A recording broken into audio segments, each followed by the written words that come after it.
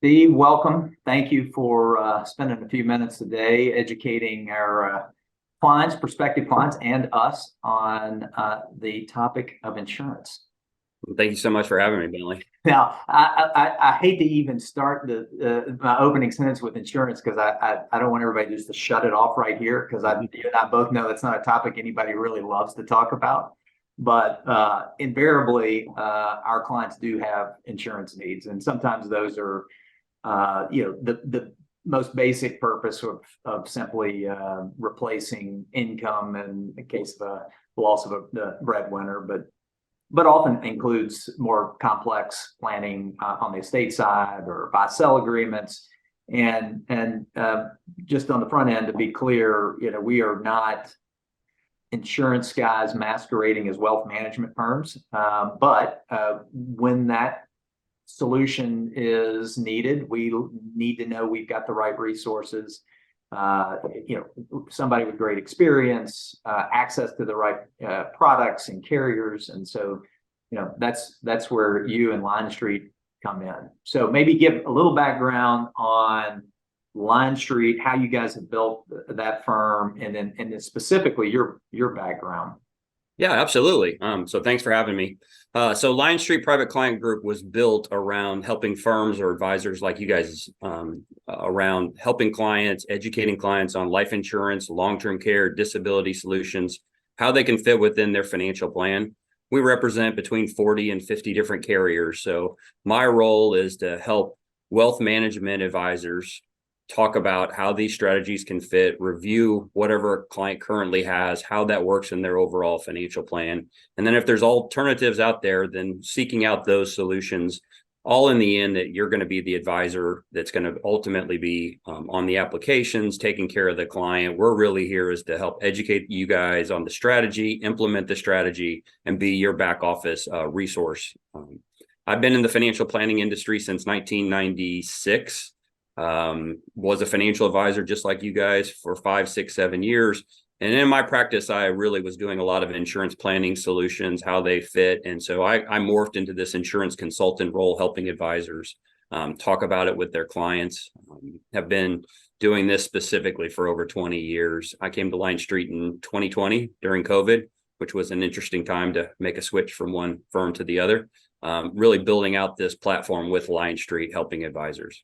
Well, a couple of reasons that we landed on Line Street, and then specifically you, as you know, is that Line Street really caters to families that have accumulated significant wealth, which is important for us and our clients. And additionally, just the way that we operate as a fiduciary only. We're not a broker dealer, and the way that you all approach that insurance process looks a whole lot like the way we do as fiduciaries on our side of the business. And so you maybe talk just a couple minutes on that approach and how oftentimes I've seen it firsthand several times that your advice would run counter to what maybe an actual agent would or typical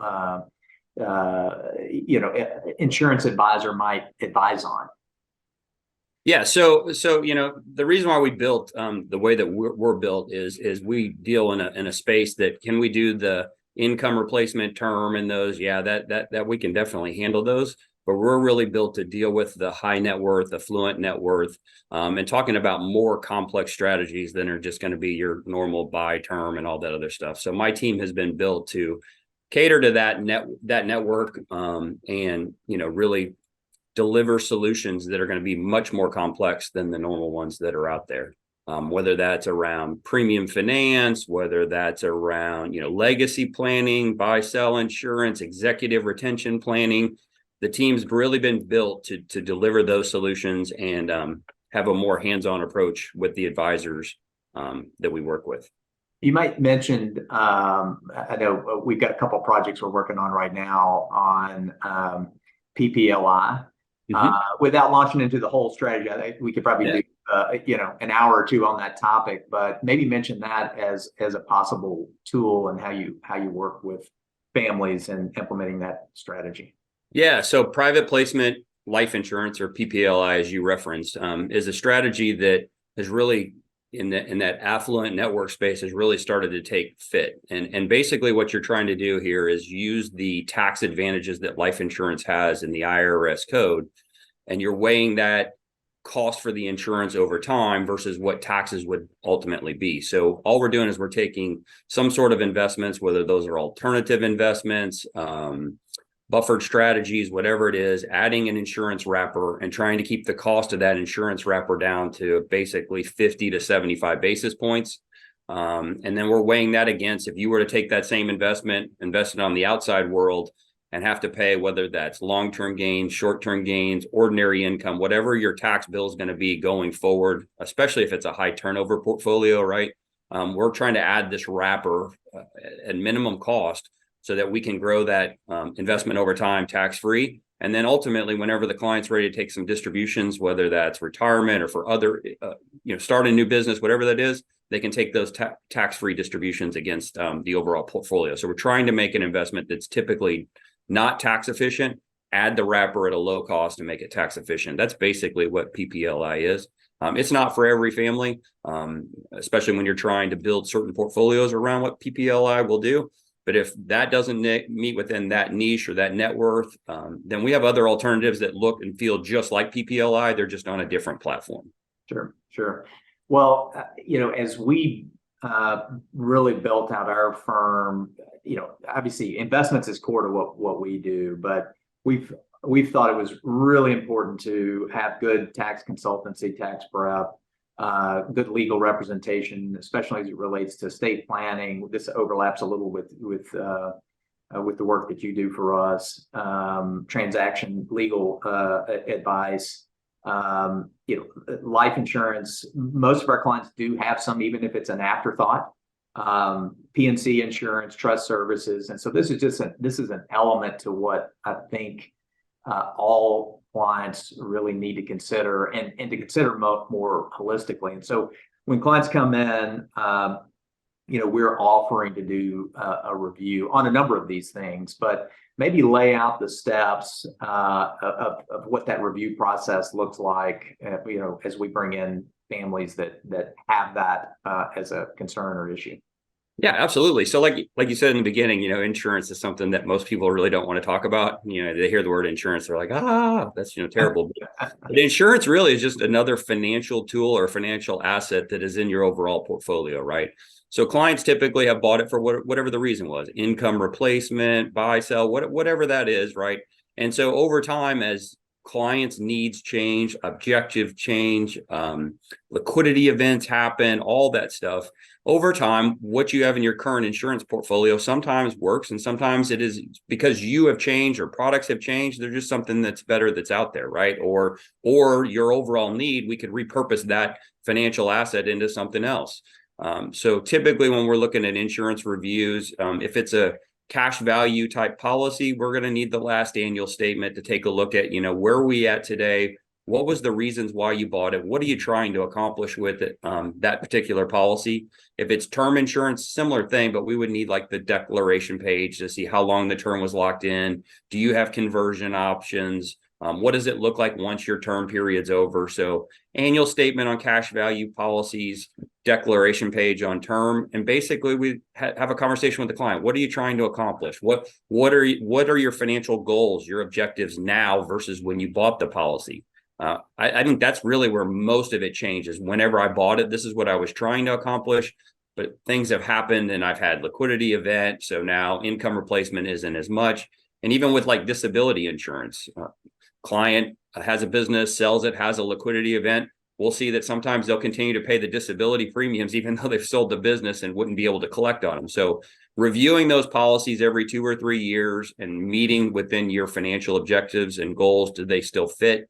I think that's a prudent thing to do. So I always find it exciting when advisors like yourself add that as part of their practice, because it's a financial asset that is in their overall portfolio, and reviewing it every 2 or 3 years to make sure that it's still meeting our goals and objectives, I think is key.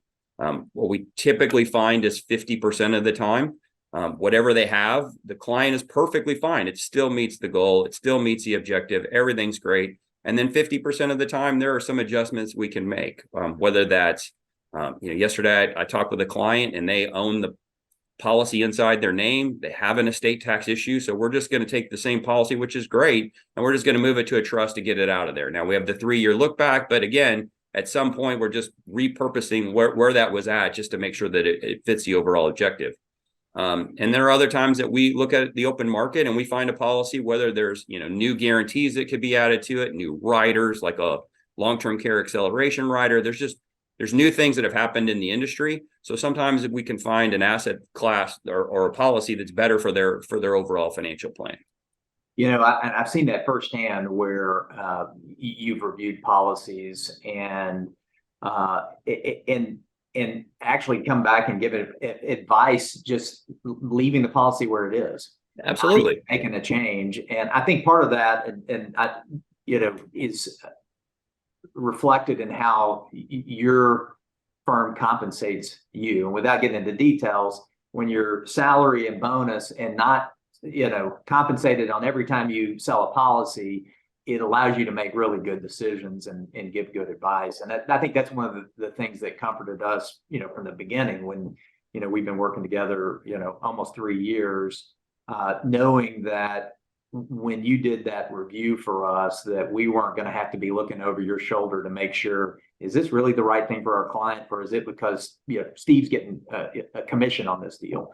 And so I think being aligned from a compensation standpoint with us is really helpful and gives us a lot of confidence to know that at the end of the day, our clients are going to be well served by going through that review process. And I think clients knowing that are more likely to go through the review process, knowing that they're not, on the other side of this, assuring themselves of a sales pitch, right? Yeah, no, absolutely. Yep. And Yeah. so Again, I've been doing this for over 20 years.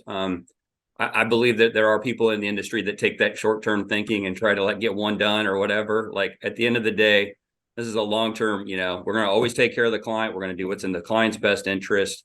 And there are going to be clients out there that have needs, and there are going to be clients out there that, we help them along, and, and the need is just repurpose what they have. Right. So over time, it all balances itself out. Well, in an effort to keep this under 10 minutes and hope that somebody actually watches it, let's call it there. But, my offer to our clients or anyone that's engaged with us is to go through this review process. I've done it myself. It's valuable.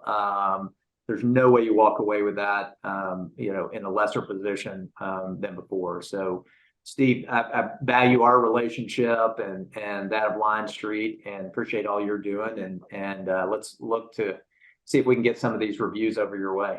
Yeah, absolutely. Thanks for having me. I value our partnership. I always like and enjoy working with firms like yourself that, that are overall looking at the whole holistic thing for a financial plan and really taking care of clients. Thanks, Steve.